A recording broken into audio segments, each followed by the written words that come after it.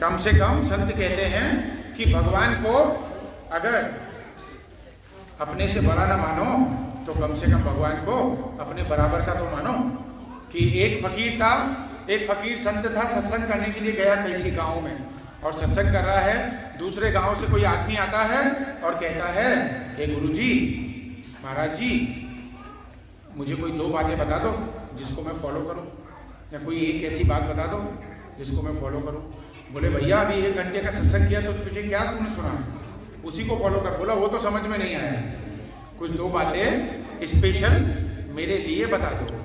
तो बोले, संत ने कहा कि एक काम कर, 2 बातें सुन ले। पहली बात, भगवान को अपने से बड़ा मानना। पहली बात, भगवान को अपने से बड़ा मानना। तो उस आदमी ने कहा भगवान तो सबसे बड़ा है ही, भगवान तो सबसे बड़ा है ही। बोले दूसरी बात, अगर भगवान को अपने से बड़ा नहीं मान सकता तो कम से कम भगवान को अपने बराबर का मानना, कम से कम भगवान को अपने बराबर का मानना। और वो बोला कि संत जी क्या आप पागल हो गए हो, भगवान हमारे बराबर कहाँ है, भगवान तो सारी सृष्टि के मालिक है।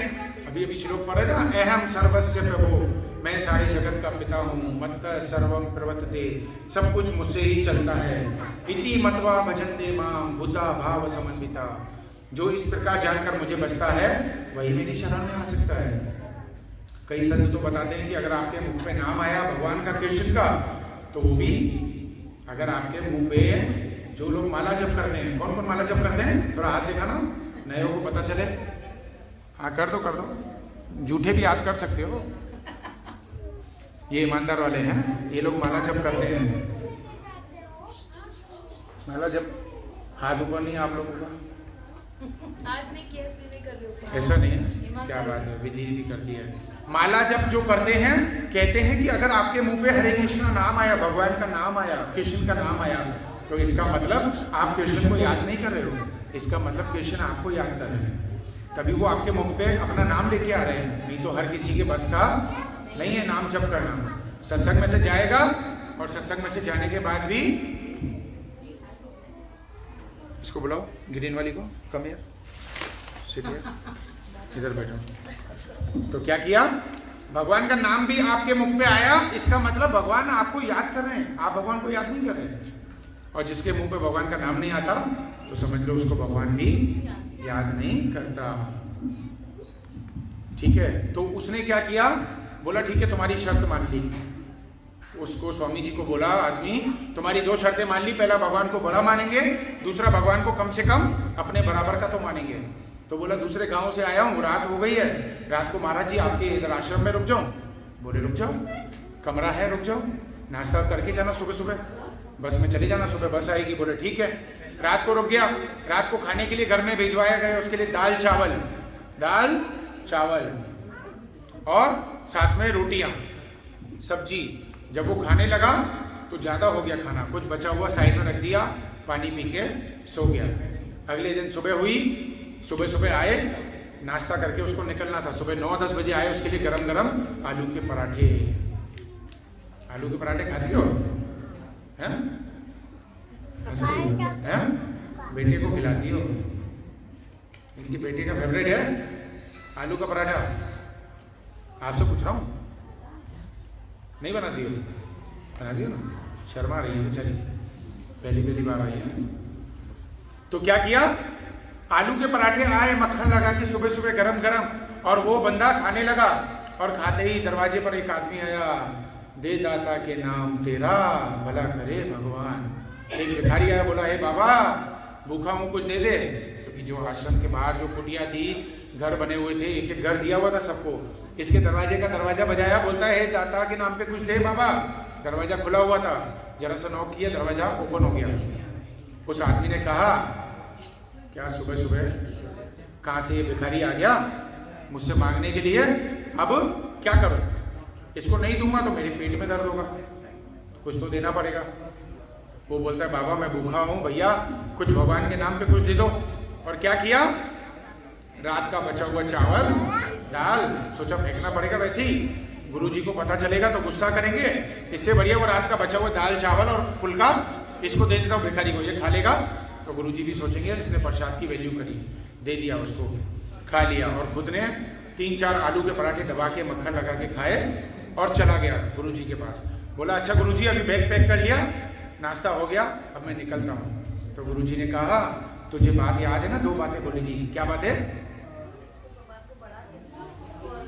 अपने बराबर का समझना। यहाँ तो भगवान को बड़ा समझना, नहीं तो भगवान को अपने कम से कम बराबर का समझना। आगे हो जाओ भाई, सब बैठे नहीं रहे। थोड़ा थोड़ा आगे आ जाओ। पूरा ही आ जाओ भाई।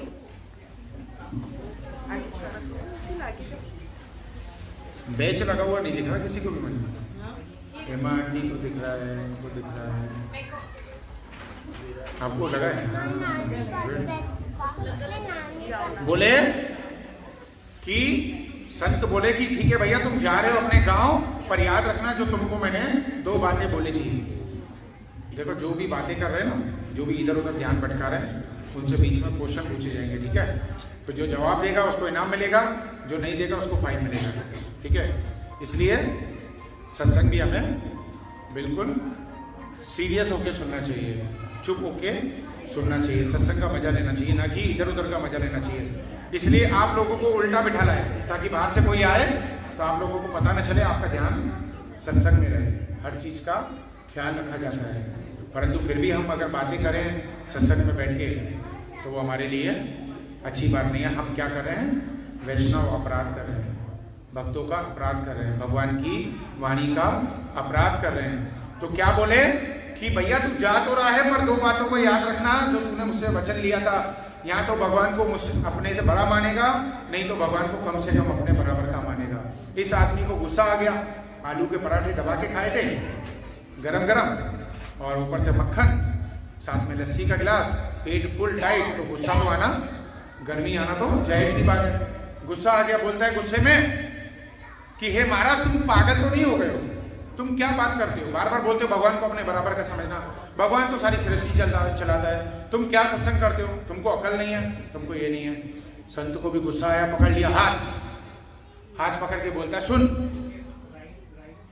तू अभी मेरे ऊपर गर्म हो रहा है, पर तूने क्या किया, तेरे दरवाजे पर भिखारी आया तो उसने भगवान के नाम पे मांगा, उसने कहा भगवान के नाम पे 1 फुल्का दे, तो तेरा फर्ज क्या था?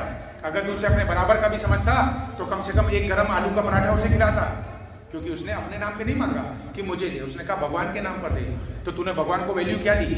अपने से भी नीची, जो बचा हुआ खाना है वो भगवान के नाम पर तूने दिया, तो तू भगवान को वैल्यू क्या दे रहा है? भगवान को तू वैल्यू नहीं दे रहा है। तब उसकी आंखें बोली कि ये तो सच बात है, ये मैं क्या कर रहा था, मैं सोच रहा था कि भगवान को मैं मानता हूँ। किसी को बोलो कि आप जब करते हो, अरे आपको क्या पता, मैं किचन में होती हूँ ना, पूरा टाइम मेरे मुंह में चलता था हरे कृष्णा कृष्णा कृष्णा हरे हरे हरे राम हरे। नहीं, आप भगवान को मान तो रहे हो लेकिन अपनी सुविधा के हिसाब से, भगवान को पूछ तो रहे हो अपनी सुविधा के हिसाब से। अपने शरीर को तकलीफ देके 5 मिनट 10 मिनट 15 मिनट सुबह ऑफिस निकलने से पहले, सुबह नहाने के बाद मंदिर के आगे बैठ के अगर आपने जप किया, अपने शरीर को तकलीफ दी, इसका मतलब आपने भगवान को अपने से ज़्यादा वैल्यू दी या अपने बराबर की वैल्यू दी। अगर आपको जल्दी है, आपने भगवान के साथ कुछ समझौता किया कि भगवान मेरी मीटिंग है, आज मैं 4 माला नहीं कर सकता, मैं 1 माला करके जा रहा हूँ, 5 मिनट के लिए भी बैठे भगवान के पास, यानी भगवान को आपने अपने बराबर की वैल्यू दी। कैसे दी? जब आप नाश्ता करने बैठते हो तो आपको लेट नहीं होती है, आप बाथरूम में जाते हो तो आपको लेट नहीं होती है, आप गाना सुनते हो तो आपको लेट नहीं होती है, पर जब माला जप करने का टाइम होता है 5 मिनट, तो मुझे लेट हो रही है। तो ये बात हमारे मन पे नहीं